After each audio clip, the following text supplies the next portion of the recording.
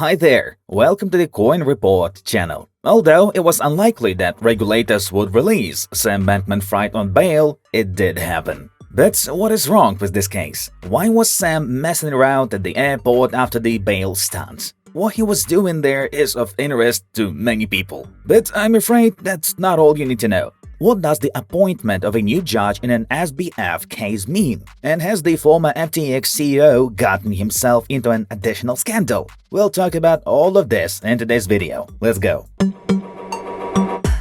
Guys, as I said, I had a hard time believing Sam could be released under house arrest. What he did and what a hype he made around himself and the affected projects simply cannot go unpunished. But on December 22nd, the court set bail at $250 million.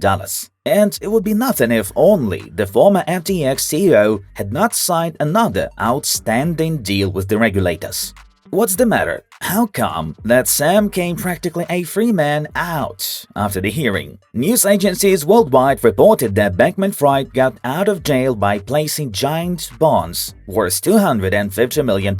In court, Assistant U.S. Attorney Nicholas Ross called it the largest pre-trial bail. But this is simply a trick that Sam managed to pull off in front of everyone. Let me explain. In a typical federal case, the surety charges 10 to 15% of the cash amount for issuing a surety bond or bail. In the case with the tremendous Bankman-Fried bond, 15% of the total would be a little over $37 million. But the problem is that he didn't pay that $37 million. Moreover, Sam paid no cash at all for the $250 million in bonds. Instead, his parents simply promised to mortgage their house in Palo Alto, California, where Bankman-Fried would be under house arrest. This home is rumored to be worth around $4 million. And that's the entire amount of the bond pledged to guarantee the $250 million bond. No other security was posted or promised. Therefore, it appears that the court released the scammer under house arrest on the sole promise that he or his parents would pay about 1.5% of the required bail. As for me, it's completely absurd. In cases like this, they have to be more stringent. Why? Because just 3 days after being released, Sam's location was the Greenwich Lounge in American Airlines Terminal 8. Proofs were posted on Twitter showing Bankman-Fried sitting on a lounge chair with access to his laptop and cell phone. Well, the following photos showed Sam on an American Airlines flight, disguised in a hat and sitting next to the executive in a suit. Despite the fact that he was probably on his way home to his parents, this does not exclude the possibility of his escape in the near future. The truth is that Alameda Research has started withdrawing altcoins from its wallets via Mixer platforms. Users believe that Bankman-Fried himself had something to do with it. Cryptocurrency analyst Miles Deutscher pointed this out. The information was confirmed by another Twitter user, who also attached some screenshots of transactions. For the most part, these are altcoins based on the ERC-20 standard. The company withdraws, converts, and then sends them to two mixers, Fixed Float and Change Now. Then, apparently, the money settled on the private accounts in Bitcoin and Ethereum. Thus, Alameda Research laundered around $800,000. What this money is and what it is for is unknown.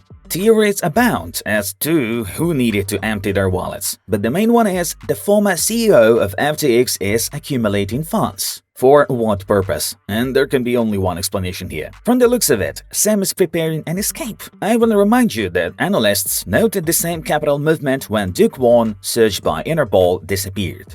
Folks, next I'll tell you what the appointment of a new judge means for Sam and how Lewis Kaplan can change everything. In addition, I will reveal to you some details of the latest scandal involving Bankman-Fried and more. In the meantime, please give this video a thumbs up. Of course, if you liked the first part. Well, we continue. The Sam Bankman-Fried case will be handled by a new judge, Lewis Kaplan. The appointment follows New York Judge Ronnie Abrams' former Southern District recusal because of a possible conflict of interests. But what kind of interests are we talking about? At the December 19th hearing, the judge said the law firm Davis Polk & Wardwell, where her husband is a partner, advised FTX in 2021. It is unknown why Abrams did not recuse herself earlier, but a different judge has now taken the case. In the near future, Sam will appear before Judge Lewis Kaplan, who has conducted trials against former US President Donald Trump, Hollywood actor Kevin Spacey, and Prince Andrew, Duke of York. I also want to draw your attention to the fact that this is not the first case for Kaplan concerning the cryptocurrency industry. He led the first federal prosecution for BTC securities fraud. So, if Bankman-Fried goes to trial, he could really be in trouble, and his early donations can hardly help how the trial will proceed. Against the background of such a difficult situation, Martin Shkreli gave some advice to Sam on how to survive in prison. American investor and hedge fund manager Martin Shkreli, who served time for fraud, offered some advice to the FTX founder Sam Bankman-Fried on the Unchained podcast about surviving in federal jail. Shkreli spent about 4 years in prison, namely from 2018 to 2022. According to him, the ex-CEO of FTX should shave his head, make his voice rougher, and learn to understand gang culture and rap. He has also advised Bankman-Fried to change his name because being a rich white-collar guy from a nice neighborhood doesn't sound cool. Also, Shkreli thinks it is unnecessary to mention his study place, Stanford University. The former inmate believes that Sam is definitely not the right man for prison, because this area is just filled with testosterone. Well, that's not all. As I promised, now we'll take a peek at the subject of where he managed to get into the scandal. On December 26th, the New York Times Journal published a compassionate article about how people in the Bahamas genuinely empathize with Bankman-Fried. Allegedly, the locals do not consider him a scammer. The material caused a flurry of criticism in the crypto community. From Washington to Wall Street, Mr. Bankman-Fried is now persona non grata. Politicians, investors, and cryptocurrency types all but compete to declare most vigorously how little they think of Mr. Bankman-Fried, the fallen founder of the cryptocurrency exchange FTX. Not so in the Bahamas. In fact, local sympathy is dictated by several generous donations by Bankman-Fried to the authorities, including the police department. For example, in March of this year, he covered the cost of a luxurious ballroom in Nassau used for meetings. One Twitter user compared the billionaire to the infamous head of a drug cartel. Allegedly, he also bought the people's love and then used it, among other things, to satisfy his ego. In my opinion, those close to him are simply trying to protect Sam. Well, the readers themselves criticized the material from New York Times, noting that they are simply embarrassed to read such a thing. And that's it for today. Subscribe for the Coin Report channel. Thanks for watching. See you later.